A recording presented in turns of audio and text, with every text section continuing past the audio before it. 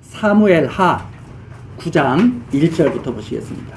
다윗이 가로되 사울의 집에 오히려 남은 사람이 있느냐? 내가 요나단을 인하여 그 사람에게 은총을 베풀리라 하니라. 사울의 종 하나가 있으니 그 이름은 시바라. 저를 다윗의 앞으로 부르매 왕이 저에게 묻되 네가 시바냐? 가로되 종이 그로소이다. 왕이 가로되 사울의 집에 남은 사람이 없느냐? 내가 그 사람에게 하나님의 은총을 베풀고자 하노라. 시바가 왕께 고하되 요나단의 아들 하나가 있는데 장애를 가졌나이다.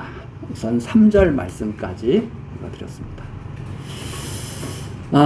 우리 전 시간에 8장 내용 같이 살피면서 넘어갔는데 이 8장 내용의 의미에 대해서 다시 한번 정리를 하면서 9장 내용으로 넘어가도록 그렇게 하겠습니다. 7장에서 하나님께서 다윗에게 언약의 말씀을 하시죠. 다윗이 하나님의 집을 지어주겠다는 그런 마음을 갖자 나단 선지자를 통해서 오히려 하나님께서 너의 집을 영원토록 무너지지 않는 그런 집을 세워주시겠다고 하시는 그런 말씀을 주시고 그 아들을 통해서 그 일을 하겠다고 말씀 또 하셨죠. 여호와의 전을 짓게 하겠다는 말씀을 또 하셨고 그런 말씀을 들었던 이 다윗이 하나님께 간구하는 기도를 했습니다. 간구하는 기도를 했는데 다시 한번 조금 기억을 상기시키기 위해서 7장 27절 다시 한번 보시죠. 만군의 여호와 이스라엘의 하나님이시여 주의 종에게 알게 하여 이르시기를 내가 너를 위하여 집을 세우리라 하신 거로 내가 너를 위해서 내가 집을 세워주겠다. 너가 나의 집을 세워주는 게 아니라 내가 너를 위해서 집을 세워주겠다 하신 그 말씀 종에게 그걸 알게 하셨습니다. 그래서 주의 종이 기도로 구할 마음이 생겼나이다. 기도로 구할 하나님의 뜻을 알면 구할 마음이 생기죠. 하나님께서 다윗을 갖다가 귀하게 여기신 그 하나님께서 다윗으로 하여금 기도하는 마음을 주시는 거죠. 그래서 여기에 아주 중요한 이 기도라고 하는 것이 무엇인가 하는 그런 아주 기본적인 사항입니다. 주의 종에게 알게 하셨으므로 주의 종이 기도로 구할 마음이 생겼나이다. 그래서 하나님께서는 참 귀한 그런 말씀으로 우리에게 소망을 주시고 그 소망을 하나님께 꼭 이루어 달라고 간구할 수 있도록 역사하시는 분이죠. 그래서 29절입니다. 이제 청컨대 주의 종의 집에 복을 주사 주 앞에 영원히 있게 하옵소서. 주 여호와께서 말씀하셨사오니 주의 은혜로 주의 종의 집이 영원히 복을 받게 하옵소서.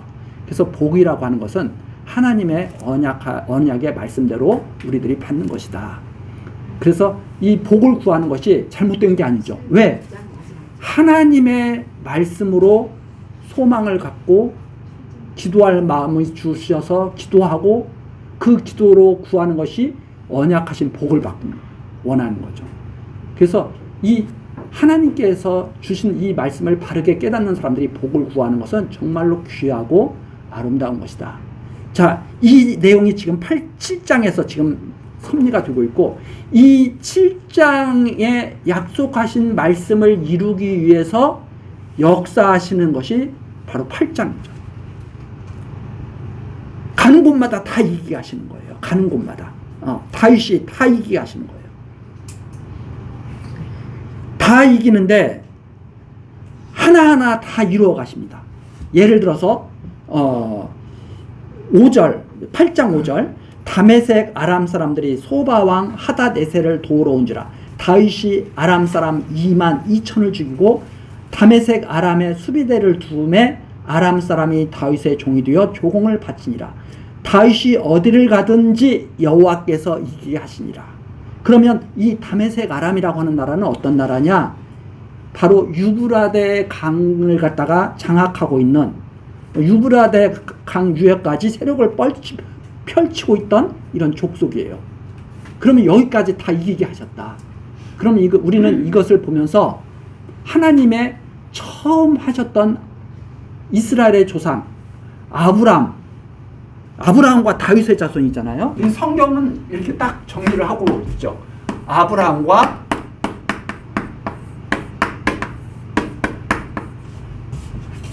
다윗의 자손 예수 그리스도.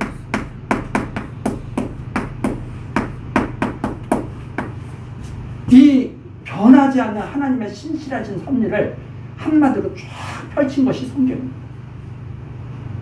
이 아브라함에게 뭐라고 약속하셨느냐? 그 내용을 한번 가서 창세기 15장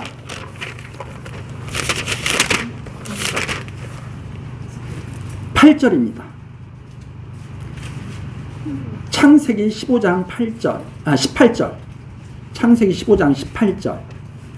이제 아브라함이 하나님께 제사를 드리고 하나님께서 그 제사를 받으시고 말씀하시는 내용이죠. 18절. 그날에 여호와께서 아브라함으로 더불어 언약을 세워 가라사대 내가 이 땅을 애굽 강에서부터 큰 강 유브라데까지 네 자손에게 주노니, 이런 말씀을 하십니다. 이것이 성취되는 내용이 바로 다윗 왕 때, 솔로몬 때 이 유브라데 강 유역까지 세력을 갖다가 펼치면서 다 굴복하게 만드시는 거죠. 이런 내용이 아브라함에게 언약하신 내용이 다윗 때 이루어지고, 이 아브라함과 다윗에게 언약하신 내용이 궁극적으로 예수 그리스도를 통해서 온전히 이 땅에 온 우주에 선포되고 드러나는 거죠. 이런 내용이 우리가 성경에서 듣고 배워야 할 내용이죠. 하나님께서 변함없이 이루시는, 여호와 하나님이 변함없이 이루시는 역사 섭리, 이걸 우리들이 깨닫고 이걸 깨달을 때 소망이 생기는 거죠. 다윗처럼 기도할 마음이 생기는 거죠. 우리에게 언약하신 대로 아브라함의 자손들에게 복 주시기로 한 여호와 하나님, 우리에게도 복을 주시옵소서. 왜? 언약하신 말씀대로 이루시는 분이니까. 이렇게 기도할 마음이 생기는 것이다. 자, 그 다음에 이제 다시 돌아와서 사무엘 하 8장 내용으로 다시 돌아와서 보면 여호와께서 이기게 하시는데 8장 7절 금방패를 빼앗죠. 그리고 8장 8절 많은 놋을 빼앗죠. 대적들에게. 그렇죠? 금방패 빼앗고 놋을 빼앗고, 또 예를 들어서 10절 8장 10절 보십시오. 요람이 은그릇과 금그릇과 놋구슬을 가지고 온지라. 다윗에게 다 모이죠. 금은 동이 다 모이죠. 그걸 11절 다윗 왕이 그것도 여호와께 드리되, 다윗을 어디에 가든지 이기게 하신 여호와께 다 드리되, 다윗에게 금은동이 다 모입니다. 그건 누가 갖고 있던 거예요? 이스라엘 백성들이 갖고 있던 게 아니죠. 이방 대적들이 다 갖고 있던 거죠. 제가 왜 이걸 말씀드리느냐면, 이방 대적들은 왜 그걸 다 모아서 갖고 있었을까요? 이방 대적들은 하나님께 드리려고 갖고 있었던 걸까요? 다 자기 잘 먹고 잘 살려고 다 갖고 있었던 거 아니에요? 다시 한번 가서 로마서 14장 가서 먼저 보시고 오시겠습니다. 로마서 14장 7절. 우리 중에 누구든지 자기를 위하여 사는 자도 없고 자기를 위하여 죽는 자도 없도다. 그러면 왜 살고 왜 죽느냐? 8절 나오죠. 우리가 살아도 주를 위하여 살고 죽어도 주를 위하여 죽나니 그러므로 사나 죽으나 우리가 주의 것이로다. 자, 이런 말씀이 있습니다. 이 말씀 잘 이해가 안 되죠? 나는 내가 나를 위해서 사는 것 같은데. 제가 예를 하나 들어 드릴게요. 내가 집주인이에요. 집 안에 텔레비전도 있고 냉장고도 있고 뭐 여러 가지 다 들여놓습니다. 누구를 위해서 그게 존재하는 거예요? 집주인을 위해서 존재하는 거죠. 텔레비전을 위해서 텔레비전이 존재하는 거 아니죠. 자기를 위해서 자기가 존재하는 게 아니에요. 자, 모든 우주 만물에 다스리는 분이 누구예요? 여호와 하나님. 여호와 하나님께서 모든 만물을 다 지으시고 다 다스립니다. 텔레비전도 들여다 놓고, 우리들이 마치 텔레비전도 들여다 놓고 냉장고도 들여다 놓고 다 들여다 놔요. 누구를 위해서? 나를 위해서. 아, 근데 쓰다 보니까 쓸모가 없어. 그러면 폐기 처분하죠? 누구를 위해서 폐기 처분해요? 주인을 위해서 폐기 처분하죠. 냉장고를 위해서 폐기 처분하나요? 주인을 위해서 폐기 처분. 어떤 것은 재활용하기도 하죠. 고쳐 쓰기도 하고. 누구를 위해서 그렇게 해요? 네. 잘못된 사람 고쳐 쓰는 거 하나님께서 사도 바울 고쳐 쓰시죠? 누구를 위해서 그렇게 쓰시는 거예요? 하나님을 위해서 그렇게 쓰시는 거예요. 근데 우리들은 항상 그런 말씀을 듣기 별로 좋지가 않죠. 왜? 나는 나를 위해서 살아야 되니까. 그리고 나는 누구를 위해서 살아야 돼요? 가족들을 위해서 살아야 되니까. 그렇죠? 절대적인 존재와 상대적인 존재. 나, 너, 그는 내가 너를 위해서 사는 것도 아니고 너가 나를 위해서 사는 것도 아니고 우리들이 그를 위해서 사는 것도 아니에요. 다 주를 위해서 살고 있는 거예요. 상대적인 존재는 그래서 나를 위해서 살라고 강요해서는 안 됩니다. 가장 못된 사람이 누구냐면 너는 나를 위해서 존재해야 돼. 이런 사고방식을 갖고 있는 사람들은 아주 그 사고방식이 아주 나쁜 사람이에요. 그렇기 때문에 하나님을 모르는 사람들은 잘못됐다는 말입니다. 다 누구를 위해서 살고 있습니까? 다 자기를 위해서 살거나 너를 위해서 살거나 이걸 최고의 가치로 여깁니까? 그러나 성경은 나도 너도 그도 우리도 다 여호와 하나님을 위해서 사는 것, 살거나 죽는 거라는 말입니다. 내가 집주인이면 집 안에 있는 모든 것은 다 나를 위해서 존재하는 거예요. 그러면 하나님께서 이 세상을 지으신 분이고 주인이시라면 누구나 다 사나 죽으나 먹거나 마시거나 다 누구를 위해서 하고 있는 거예요? 다 주를 위해서 하고 있는 거예요. 그런데 이걸 잘 이해하지 못하는 거죠. 자, 대적들이 열심히 금을 모았습니다. 자, 그들은 누구를 위해서 금을 모았다고 생각을 해요? 자기를 위해서 금을 모았다고 생각해요. 근데 그게 다 누구한테 갔어요? 다윗한테 갔어요. 너한테 갔어, 예를 들어서. 그러면 나는 좋아요, 나빠요? 야, 나를 위해서 살게 됐으니까 좋다. 아니에요. 다윗은 여호와의 전을 짓기 위해서 그걸 다 다윗에게 주신 거예요.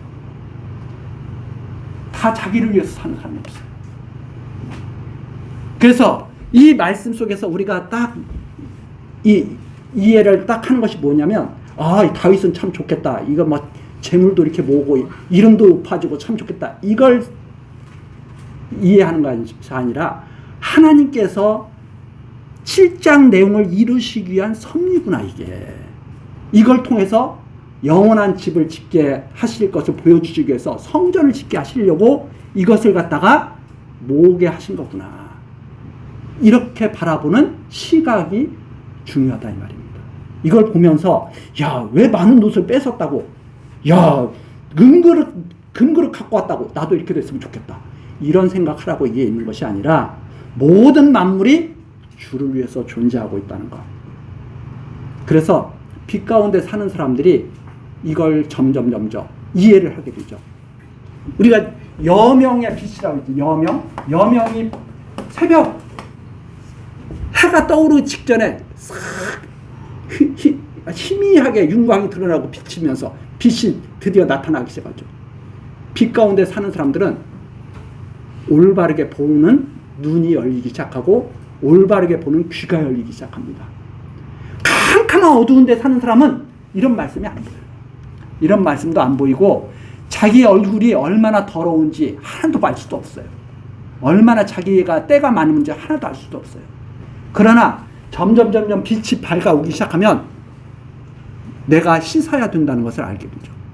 얼굴에 숯검정이 묻어있다는 것도 알게 되고, 나는 깨끗한 줄 알았더니 그게 아니라는 것을 알게 되죠. 그래서 빛 가운데 들어갈 때야 비로소 회개가 시작되는 거죠. 그래서 빛이 비칠 때 중생이 시작되는 것이고, 하나님의 빛이 비칠 때 중생이 시작되는 것이고, 그 중생이 시작된 자가 바로 하나님을 바르게 바라보고 쫓을 수가 있게 됩니다. 캄캄한데 어떻게 쫓아요? 그 소경은 아무것도 볼 수 없다고 성경이 말하고 있잖아요. 자, 이것이 바로 여기에서 우리들이, 이야, 저는 이걸 생각하면서 왜 대적들은 그 은금을 이렇게 많이 모아놨을까? 뭐 하려고 모아놓은 거예요?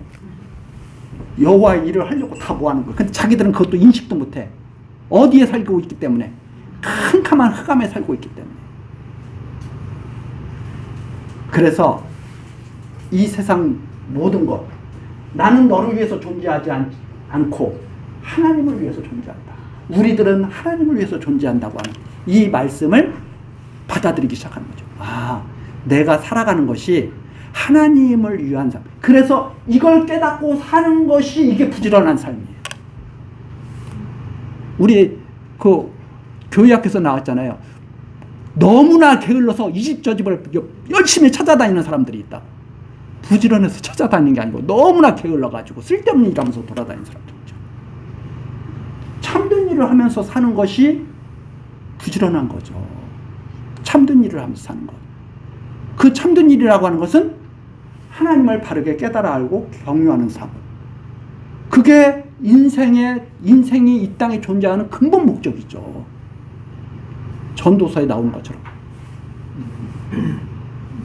하나님의 말씀을 잘 들었으면 여호와 하나님을 경외하라. 그것이 인생의 근본이다. 자, 그 내용이 지금 쭉 나오는 것이고, 그 다음에 15절, 8장 15절. 다윗이 온 이스라엘을 다스려 모든 백성에게 공과 의를 행할세. 하나님의 말씀에 근거해서 나라를 다스려 나갈 수 있는 것. 이것이 바로 언약의 말씀을 이루시려는 하나님의 섭리였다. 그 섭리, 공과 의를 어떻게 행하느냐? 구체적인 예가 바로 9장에 시작됩니다. 하나의 예시예요. 구체적인 예. 언약의 말씀과 다 관련을 맺고 있는. 그래서 7장, 8장, 9장이 따로따로 떨어져 있는 것이 아닙니다. 창세기와 사무엘 하가 따로 떨어져 있는 것이 아니라 다 연결이 되어서 살아있는 생명의 말씀이 되는 거죠. 단절이 된다면 죽은 거죠. 하나님의 말씀이 단절되어 있다면 죽은 말씀이죠. 그래서 9장 내용 이제 보십시오. 공과 의를 어떻게 행하면서 나라가 다스려지는지. 다윗이 찾아봅니다. 사울의 집에 남은 사람이 있느냐? 블레셋과의 전쟁에서 다 지금 멸절당했잖아요. 그런데 이 사울은 다윗을 죽이려고 하던 대적이었습니다. 근데 다윗은 사울의 집에 혹시라도 혈육이 남아있나 해서 찾아보는데, 마침 사울의 종 하나, 시바라고 하는 이 종이 다윗에게 나와서 알려주죠. 요나단의 아들이 살아있습니다. 그런데 장애를 가졌습니다. 그러면 무너진 집안, 이제 지금식으로 말하자면 정권이 완전히 바뀌어가지고 완전히 무너져 버렸잖아요. 거기에 누가 가서 거기에서 돕거나 하기가 쉬운 일이 아니죠. 더군다나 그 당시에 장애를 가졌다고 하면, 지금도 마찬가지지만 장애를 가진 사람들은 항상 어떻게 생각하냐면, 저 사람들은 무슨 죄를 지었길래 저런 일을 당할까, 이렇게 생각하는 게 지금도 많이 있습니다. 사람들은 겉으로 지금은 드러내고 말은 못해요. 왜냐하면 그렇게 말하면 자기가 나쁜 사람이기 때문에 그렇게 겉으로 드러내고 말하지는 않지만, 예를 들어서 누가 태어날 때 장애를 갖고 태어났다 그러면 사람들이 그렇게 생각하죠. 저 부모가 죄를 많이 지었나 봐.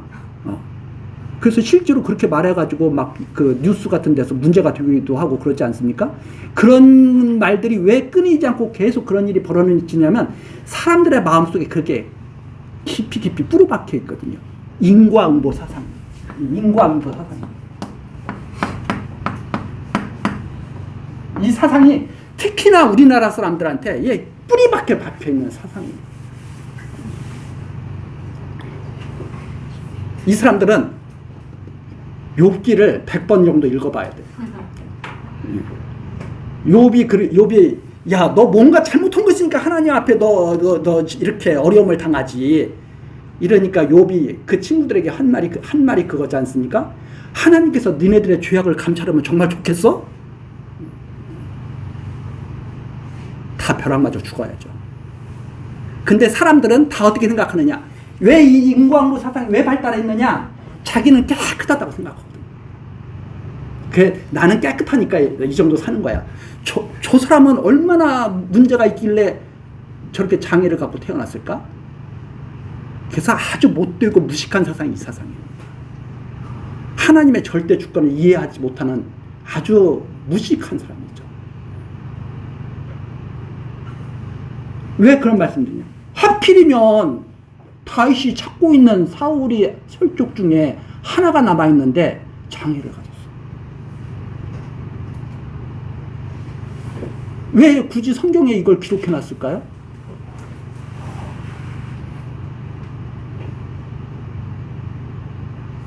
별로 자랑스럽지 않게 생각하는 사람이다 이 말입니다. 사람들이 무시하는 사람이다 이 말입니다. 그런데 왕이 4절 묻죠. 왕이 저에게 묻되 그가 어디 있느냐? 하나님의 은총은 지금 3절에서 하나님의 은총을 베풀려는 마음이 있잖아요. 다윗의 은총이 아니에요. 하나님의 은총을 베풀려는 마음이 있어요. 이게 공과 의로 나라를 다스리는 다윗의 모습이죠. 왕이 저에게 묻되 그가 어디 있느냐? 시바가 왕에게 고하되 로드발 암미엘의 아들 마길의 집에 있나이다. 다윗 왕이 사람을 보내어 로드발 암미엘의 아들 마길의 집에서 저를 데려오니 사울의 손자 요나단의 아들 무비보셋, 즉 사울의 손자요 요나단의 아들인 무비보셋입니다. 우리가 이런 걸 때 좀 번역을 잘못하면 사울의 손자 요나단이 사울의 손자야? 이렇게 또 이해할 분들도 있으세요. 사울의 손자요 요나단의 아들인 무비보셋이 다윗에게 나와서 엎드려 절하매 다윗이 가로되 무비보셋이여 하니 대답하되 주의 종이 여기 있나이다. 다윗이 가로되 무서워 말라. 내가 반드시 내 아비 요나단을 인하여 네게 은총을 베풀리라. 내가 내 조부 사울의 밭을 다 네게 도로 주겠고 또 너는 항상 내 상에서 먹을지니라.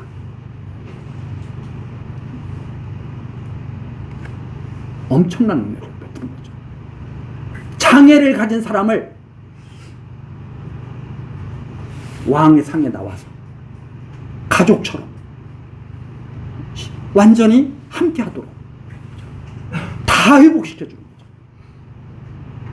모든 권리 누릴 수 있는 거 다 회복시켜주는 것도 모자라서 너는 항상 나와 함께. 이것이 바로 요나단과의 언약을 지키는 다윗. 이 요나단과 다윗이 그렇게 언약하거든요.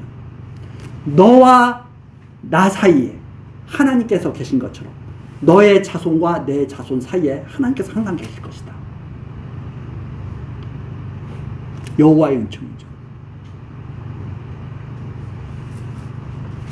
아버지의 공로? 아닙니다. 하나님의 언약의 말씀대로 다윗이 공과 의를 베풀어 주는 거죠. 자, 그래서 원수인 사울의 자손에게, 손자에게 다윗이 이렇게 은혜를 베푸는 것, 이것이 바로 장차 그리스도께서 하나님과 맺은 그 언약 말씀대로 영적 장애자인 우리들을 다 귀하게 한 상에서 먹게 해주실 것에 대한 그러한 언약의 말씀이 여기에 담겨 있는 거죠. 그래서 우리가 소망을 갖게 되는 겁니다. 무비보셋이 뭘 했어요? 무비보셋이 다윗에게 뭐 한 일 있어요? 아무것도 없습니다. 다만 요나단과 다윗과의 언약, 하나님께서 다윗에게 베푸신 그 은혜로 인해서, 하나님께서 다윗에게 은혜를 베풀지 않으면 다윗이 이렇게 하고 싶어도 못해요. 하나님께서 다윗에게 베푸신 은혜로 인해서 다윗이 요나단과 맺은 언약을 지킬 수가 있는 거죠. 그것이 바로 이 9장에서 우리에게 깊게 새겨주시는 말씀입니다. 변함없는 언약의 말씀으로 우리를 다스려 주실 것. 아무리 장애가 있어도, 아무 한 일이 없어도 은혜를 베풀어 주실 것. 그래서 제가 무비보셋이 다윗에게 무슨 은혜 받을 일을 했느냐 하고 물어보는 것은 일한 것도 없이 은혜 베풀어 주시는 하나님을 우리들이 잊지 말아야 된다는 겁니다. 우리들은 일한 것도 없습니다. 그래도 하나님께서는 언약의 말씀을 따라서 우리들을 지키십니다. 우리들 것을 빼앗는 것이 아니라 대적들의 것을 빼앗아서 다윗의 자손으로 오실 그리스도와 함께하게 하시는 거예요. 이것이 바로 우리가 그냥 쉽게 읽어갈 수 있는 이 말씀 속에 깊이 드러나 있는 하나님의 섭리입니다. 그래서 우리는 이런 말씀을 들을 때마다 내가 지금 왜 열심히 일하고 있는가? 왜 지금 회사에서 내가 일하고 있는가? 나를 위해서? 주님을 위해서. 그렇다면 주님을 위해서 회사에서 일할 때 주님 앞에서 일하게 되는 거죠. 사장 앞에서 일하는 게 아니라. 그것이 바로 요셉이었습니다. 우리가 무슨 일을 당해도 절망하지 않는 것, 절망 가운데서 다시 일어날 수 있는 것, 누구를 위해서? 나를 위해서 10점 팔기 하는 게 아니죠. 주를 위해서. 그것이 욥이었고, 그것이 궁극적으로 그리스도를 통해서 우리에게 일어날 일입니다.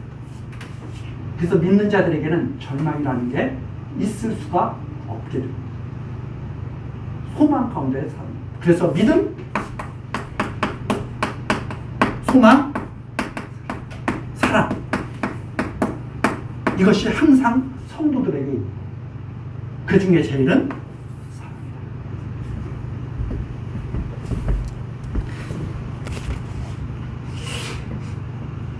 자, 9장 7절 계속해서 보시죠.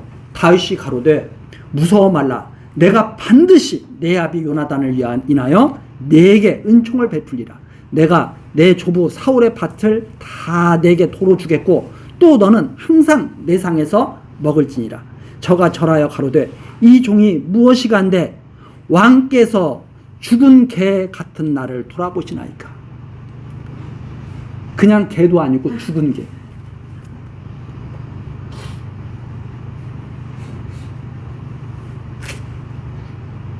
이거 정말죠. 얼마나 자기 자신이 낮은가를 보여줍니다. 그런데 다윗이 그를 높여서 한 상에서 밥을 먹자고 합니다.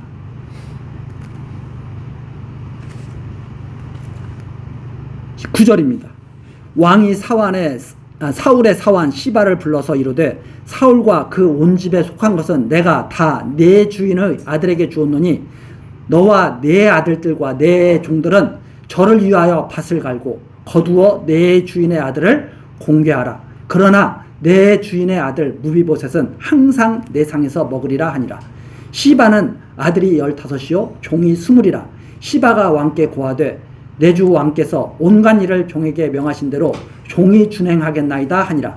무비보셋은 왕자 중 하나처럼 왕의 상에서 먹으니라. 소망이 넘치죠? 우리도 소망이 넘칩니다. 우리가 언약자손이라면 이런 일들이 우리에게 반드시 일어날 일인 거죠.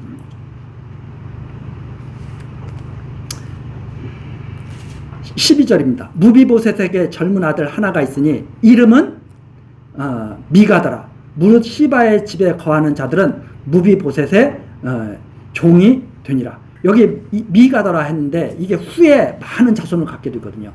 그리고 이 자손들은 장차 이스라엘의 용사, 지도자적인 그런 인물들로 성장해 나가게 됩니다. 그래서 이걸 밝혀주는 것이고요. 이게 나중에 미리 가서 한번 살펴볼까요? 역대상 34절부터 보시죠. 요나단의 아들들은 무리바알이라, 이게 무리바알이 무비보셋을 말하는 거죠. 무리바알이 미가를 낳고 미가의 아들들은 비돈과 멜렉과 다레와 아하스며, 아하스는 여우 아따를 낳았고, 이렇게 쭉 나오잖아요. 좀 더 뒤로 가서 9장 39절서부터 보죠. 넬은 기스를 낳았고, 기스는 사울을 낳았고, 여기 나오지 않습니까? 사울은 요나단과 말기수아와 아미나답과 에스바알을 낳았으며, 요나단의 아들은 무리바알이라, 무비보셋. 무리바알이 미가를 낳았고, 미가의 아들들은 비돈과 멜렉과 다레아와 아하스며, 아하스는 야라를 낳았고, 쭉 나오지 않습니까? 이렇게 언약의 말씀대로 자손들이 끊이지 않고 쭉 이어졌다는 사실을 성경에서 증거를 해주고 있습니다. 다시 돌아와서 사무엘하 9장 13절입니다. 무비보셋이 항상 왕의 상에서 먹음으로 철저하게 다윗의 그 언약이, 요나단과 다윗 사이의 언약이 이루어지는 거죠. 항상 왕의 상에서 먹었으므로 예루살렘에 거하니라. 그는 두 발이 다 장애를 가졌더라. 한 발도 아니고 두 발이 다 장애를. 그러니까 어떻게 되겠어요? 항상 옆에서 누가 지켜줘야죠. 근데 이제 어떤 사람들은 이런 것을 갖다가 막 연구를 해가 너무 연구를 한 나머지 이런 식으로 연구를 하죠. 다윗이 사울왕가가 혹시 회복될까봐 견제하기 위해서 왕자를 갖다가 붙들어 앉혀가지고, 이러한 사람들은 마치 뭐와 똑같은 사람들이냐면, 뱀을 그리라고 했더니 시간이 남아 돌아가지고 뱀의 다리를 갖다가 열심히 그려놓는 사람들이에요. 쓸데없는 연구입니다. 그렇게 이 성경을 가지고 그렇게 장난치면 안 되죠. 그런데 그런 것을 갖다가 깊이 있게 연구했다고. 성경을 그냥 그대로 이렇게 순수하게 하나님의 이 말씀대로 앞에서 무슨 말씀을 하셨지?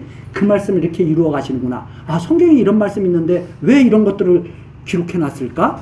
이렇게 해가지고 차근차근 이렇게 풀어가는 것이 아니라 자기 멋대로 세상 거 생각해가지고, 야, 세상에서 옛날에 보니까 왕자를 붙들어다가 인질로 삼아가지고 궁에서 먹게 하더라. 다윗도 이랬다. 제가 왜 이런 말씀 드리냐면, 그렇게 하는 분들이 간혹 가다가 사람들한테 인기를 끄는 경우가 있거든요. 그런 거 전혀 아닙니다.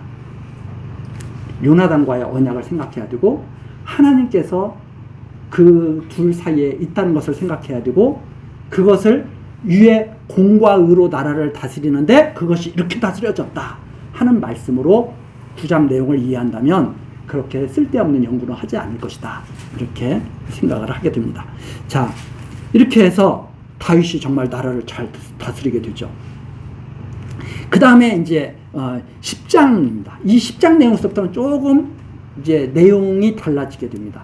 이 10장 내용서부터 이게 10장 내용으로 끝나는 게 아니라 이 10장 내용이 11장으로 이렇게 쭉 연결되는 거거든요. 이 내용이 뭐냐면, 그럼에도 불구하고 다윗은 여전히 죄인이죠. 그게 우리가 이것만 들으면, 와, 다윗은 공과 의를 가지고 나라를 다스리는 흠이 없는 왕이네. 그러지 말라는 말입니다.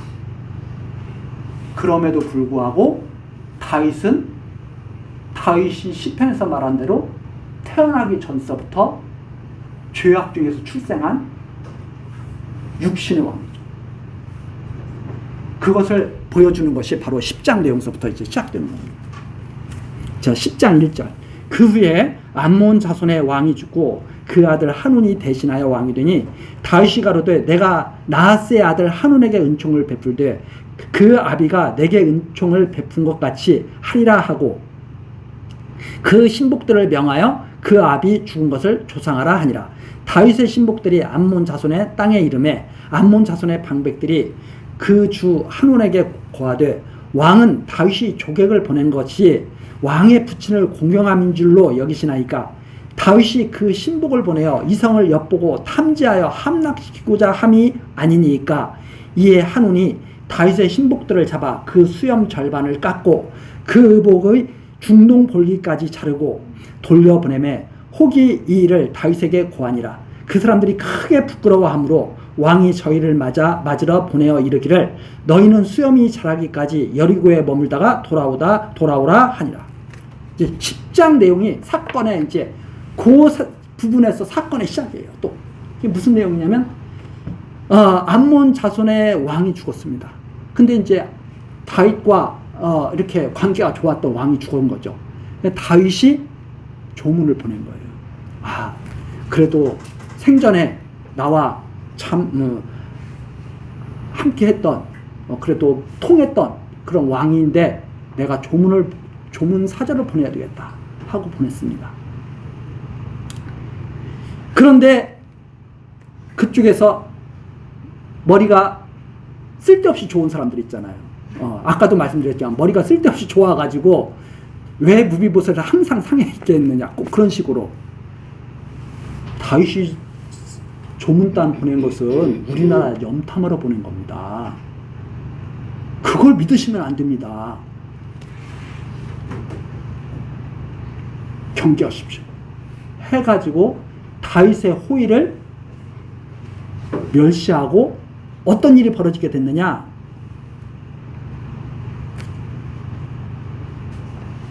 사절단을 아주 모욕스러운 모습으로 만들어버린 거예요.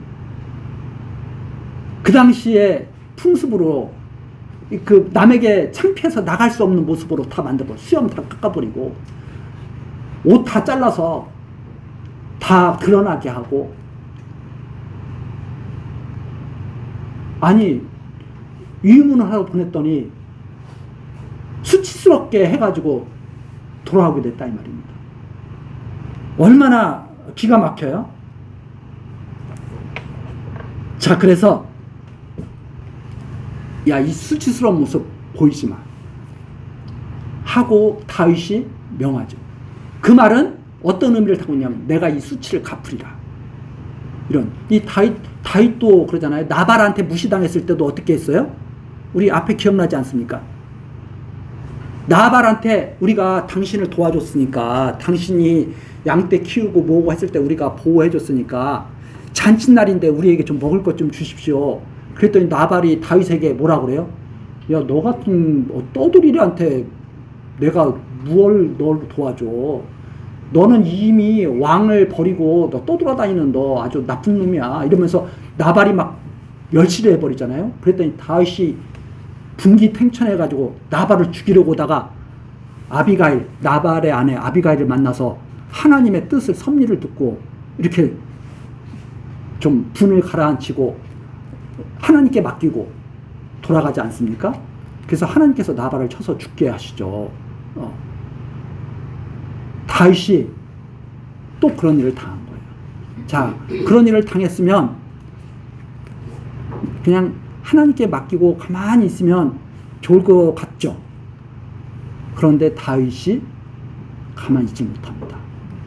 드디어 이제 전쟁을 하게 된 거죠. 그게 어떤 의미냐면, 이 하나님께서 모든 일을 갖다가 합력하여 선을 이룬다, 이런 말씀을 우리가 알고 있지만, 이 다윗에게 지금 왜 일어나 얘기하시느냐? 결국은 선을 이루시게 하는 역사인데 그 과정에서는 엄청난 고통과 고난이 따를 수가 있는,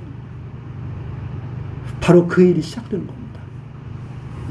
그걸 통해서 다윗으로 하여금 하나님을 온전히 의지하고 믿도록 만들고 시편을 기록하게 하신 거죠.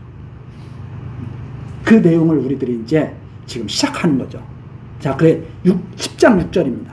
암몬 자손이 자기가 다윗에게 미움이 된 줄 알고 사람을 보내어 베드로 아람 사람과 소바 아람 사람의 보병 2만과 마아가 왕과 그 사람 1천과 돕 사람 1만 2천을 고용한지라. 다윗이 듣고 요압과 용사의 온 무리를 보내매 암몬 자손은 나와서 성문역에 진을 쳤고 소바와 르 아람 사람과 돕과 마아가 사람들은 따로 들에 있더라. 그 악인들의 그 무지가 어떤 거냐면 자기들이 잘못한 것을 갖다가 빨리 돌이켜서 내가 실수했다, 잘못했다 이러면 쉽게 해결될 일도 악인들은 어떤 경우가 많느냐면 우리들도 악성을 갖고 있기 때문에 우리도 그런 경우가 많습니다. 끝까지 우겨대는 거예요. 한번 해보자는 거죠. 그래서 이 잘못을 인식하고 돌이키는 것이 아니라 끝까지 한번 해보자 해가지고 이제 다윗과 전쟁 준비를 시작하는 거잖아요. 다윗과 드디어 전쟁이 시작되는 거죠. 그것이 바로 이제 9절입니다. 요압이 앞뒤에 친 적진을 보고 이스라엘의 뺀 자 중에서 또 빼서 아람 사람을 대하여 진치고 그 남은 무리는 그 아우 아비새의 수하에 붙여 암몬 자손에 대하여 진치게 하고 가로되 만일 아람 사람이 나보다 강하면 내가 나를 돕고 만일 암몬 자손이 너보다 강하면 내가 가서 너를 도우리라. 너는 담대하라. 우리가 우리 백성과 우리 하나님의 성읍들을 위하여 담대히 하자. 여호와께서 선히 여기시는 대로 행하시기를 원하노라 하고 요압과 그 종자 아람 사람을 향하여 싸우려고 나아가니 저희가 그 앞에서 도망하고 암몬 자손은 아람 사람의 도망함을 보고 저희도 아비새 앞에서 도망하여 성으로 들어간지라. 요압이 암몬 자손을 떠나 예루살렘으로 돌아오니라. 자, 일단 패했습니다. 15절 아람 사람이 자기가 이스라엘 앞에서 패하였음을 보고 다 모임에 하닷에셀의 사람을 보내어 강 건너편에 있는 아람 사람을 불러내매 저희가 헬람에 이르니 하닷에셀의 군대장과 소박이 저희를 거느린지라. 혹이 다윗에게 고하매 저가 온 이스라엘을 모으고 요단을 건너 헬람에 이름에 아람 사람들이 다윗을 향하여 진을 치고 더불어 싸우더니 아람 사람이 이스라엘 앞에서 도망한지라. 다윗이 아람 병거 700승의 사람과 마병 4만을 죽이고 또 그 군대 장관 소박을 치매 거기서 죽으니라.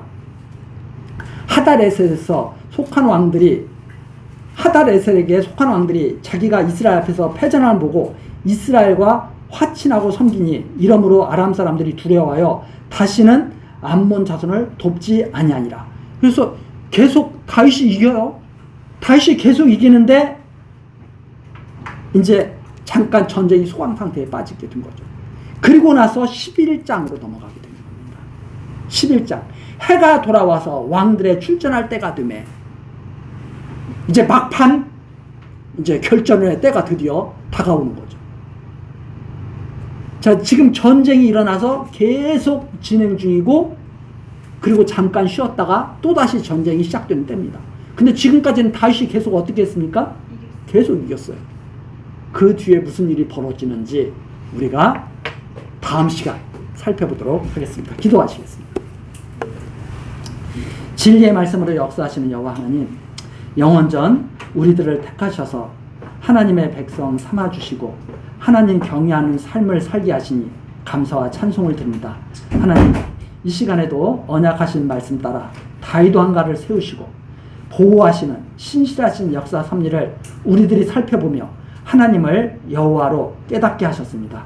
우리들 이 하나님의 모든 말씀을 바르게 깨달아 믿고 거룩한 백성으로 자라나는 정말 복된 하나님의 자녀들 되게 하옵소서. 하나님의 크신 사랑과 은혜에 감사드리옵고 예수 그리스도의 이름으로 기도드리옵나이다. 아멘.